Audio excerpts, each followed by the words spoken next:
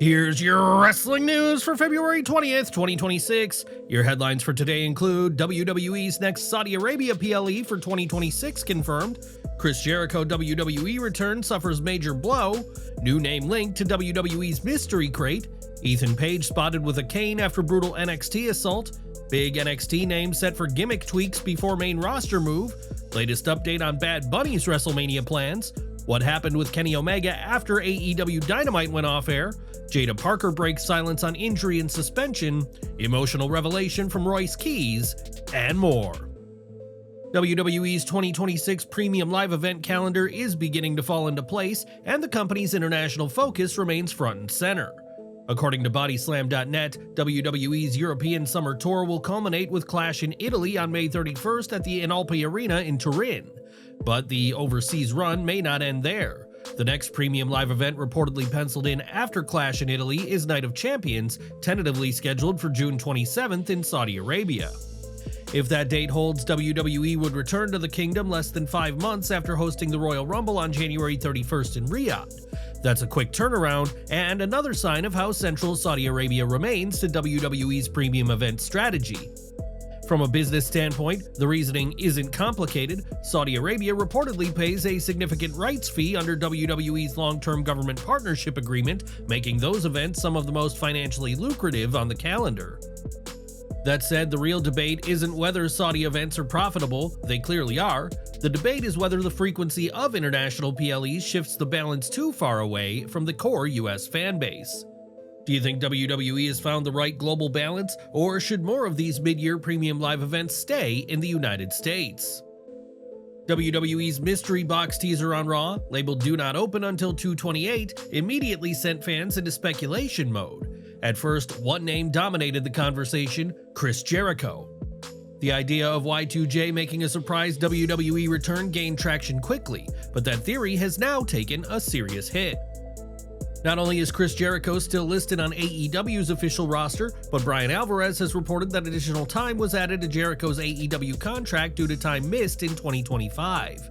Alvarez noted that this type of extension is standard industry practice when talent is sidelined, meaning Jericho remains contractually tied to All Elite Wrestling. That clarification effectively shuts the door on any immediate WWE comeback. With Jericho seemingly out of the equation, attention is shifted elsewhere. The new fan favorite theory? Danhausen. Danhausen reportedly became a free agent this month, and there have been persistent rumors that Triple H has long had interest in bringing him into WWE.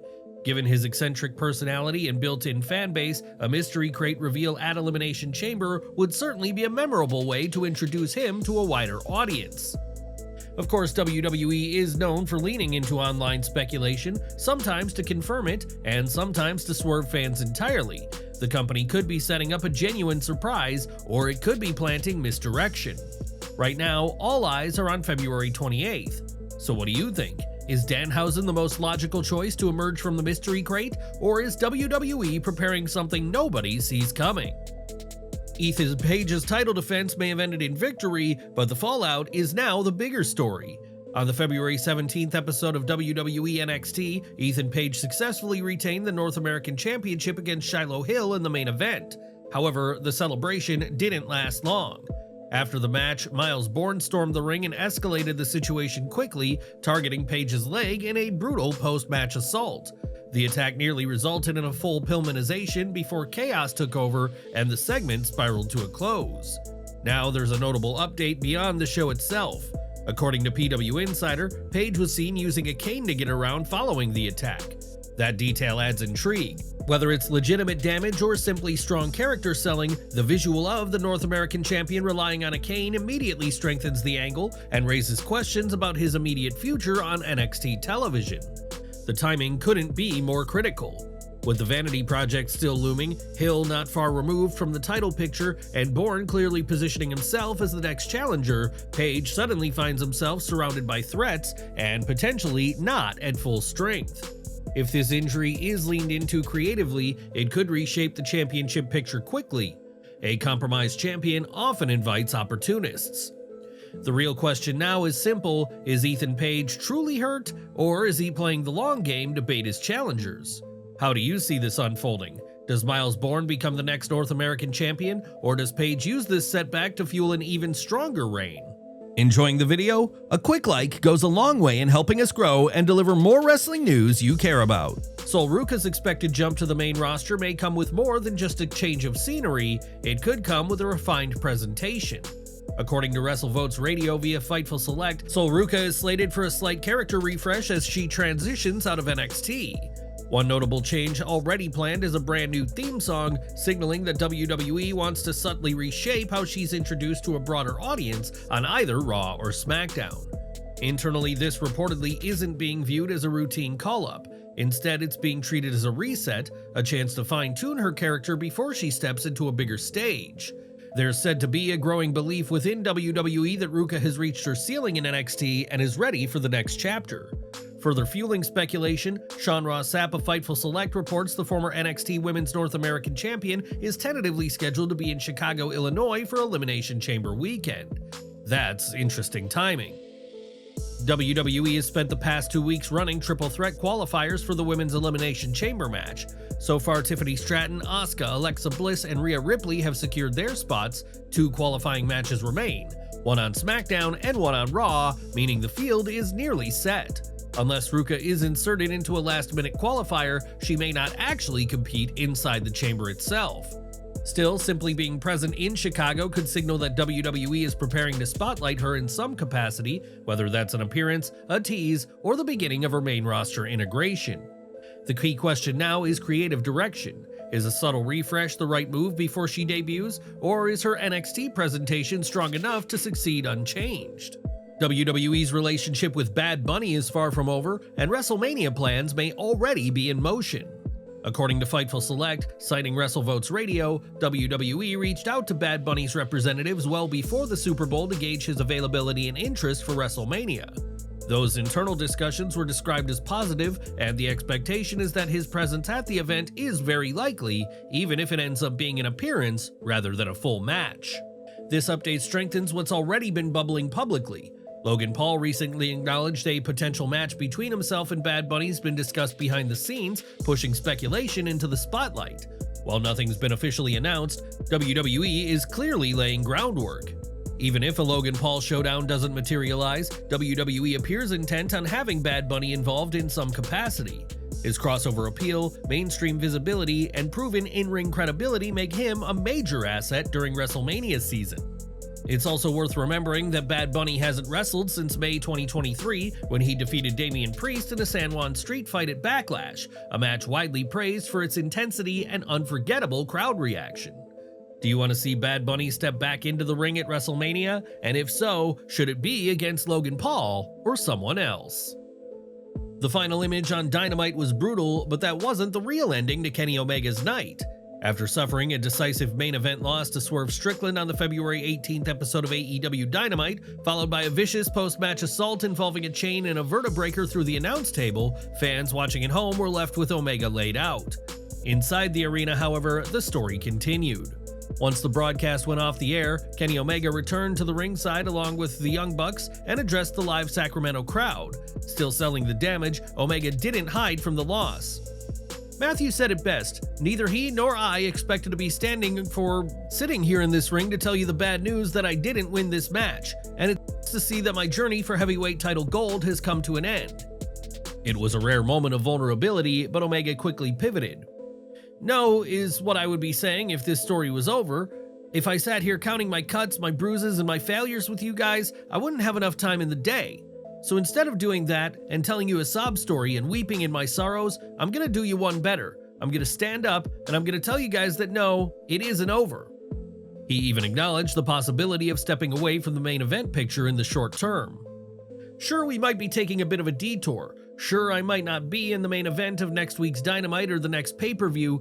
Heck, I might not even be the main event of the next pay-per-view after that. But let me tell you something before I hang up my amateur wrestling shoes. Standing here as the leader of not only this company, but all of professional wrestling, sure, maybe today not a happy ending, but today is just but a footnote in the rest of the story of the elite. So tonight, as a loser unfortunately, I must bid you adieu, but there will be next time, I promise you that. So goodbye for now, and good night. With reports suggesting Omega is not currently scheduled to wrestle at AEW Revolution due to prior commitments, the off-air promo carries added weight. While Strickland stood tall on television, Omega ensured the live audience understood one thing clearly: this chapter may have closed, but his larger story is far from finished. Do you see this as a temporary detour for Omega, or the beginning of a longer shift away from the main event scene? Jaida Parker is speaking, but not about the injury that has fans concerned. After WWE NXT announced on television that Parker is sidelined with a neck injury stemming from her chaotic February 10th match against Blake Monroe, many expected clarity when she appeared on Busted Open Radio. Instead, Parker shifted the focus entirely to storyline consequences. On the February 17th episode of NXT, interim general manager Robert Stone informed Monroe backstage that Parker was out of action with a neck injury. During the match, Monroe delivered a suplex that resulted in Parker landing head first, a moment that immediately raised alarms. However, during her radio appearance, Parker did not directly address the injury. Instead, she focused on Stone's decision to suspend her and remove her from the #1 Contenders tournament for the WWE Women's Speed title opportunity. "It wasn't the easiest thing to hear from him, especially being suspended," Parker said. "But he said actions have consequences, but if he realized that was just a reaction to an action that was caused by Blake Monroe. But we're playing chess, not checkers, so I just gotta get better, that's all." Her comments maintained the storyline tension without offering any medical specifics. When asked whether Monroe had been handed opportunities too easily in NXT, Parker remained composed rather than dismissive. "I wouldn't say handed, because I feel as though everybody here earns what they are given, to be honest with you. There's no disrespect anywhere. Blake does put in the work, I do see that, and I see how she is in the ring, but at the same time, you gotta get tested to see what you're about, and yeah, she's been tested here, but she hasn't been tested by Jaida Parker at the end of the day." With no details yet regarding the exact nature of the injury or recovery timeline, there's still a level of uncertainty surrounding Jaida Parker's status. As always, we'll continue monitoring the situation closely, and we'll keep you posted as soon as any further updates become available. WWE could be setting the stage for new characters to appear on television. On February 18th, the company filed trademark applications for 2 new names, Tristan Angels and Dorian Von Dux. Both filings fall under WWE's Standard Entertainment Services classification tied to professional wrestling, covering live performances, televised broadcasts, digital content, and fan engagement. While no specific talent has been publicly connected to either name, trademark filings like these are often the first sign of an incoming debut or a planned character repackaging. WWE routinely secures ring names before introducing a new superstar on NXT or the main roster, ensuring full control over branding and merchandising. So who do you think Tristan Angels and Dorian Van Dux are meant for? A brand new arrival or a repackaged face we already know? Royce Keys has shared a deeply personal story, one that reshapes how fans may view the man behind the performer. When speaking with Stephanie McMahon on the podcast What's Your Story, Royce Keys reflected on his childhood and reflected that his brother lost his life protecting him. The conversation turned emotional as Keys described the trauma that still follows him. "My brother was a big drug dealer. He lost his life saving me. It was one of those things. I don't know if I should say it was meant to happen, but if you play a certain game, you win certain prizes. He sacrificed himself to save me. I still replay it in my head, seeing him laying there gasping for air, blood coming out of him, and you don't even know what you're supposed to feel in that moment. It was someone just trying to get by, and he lost his life." Keys explained that the memory remains vivid, replaying in his mind in ways that are still difficult to process years later. Keys' willingness to speak openly about such a painful chapter shows a different kind of strength, one built not just from physical power, but from survival and reflection. Moments like this remind us that every performer carries a story far deeper than what unfolds under the lights. Don't miss our next video coming at 5:30 p.m. Eastern with all the latest wrestling updates. Smash that bell icon and select all notifications so you're always in the loop.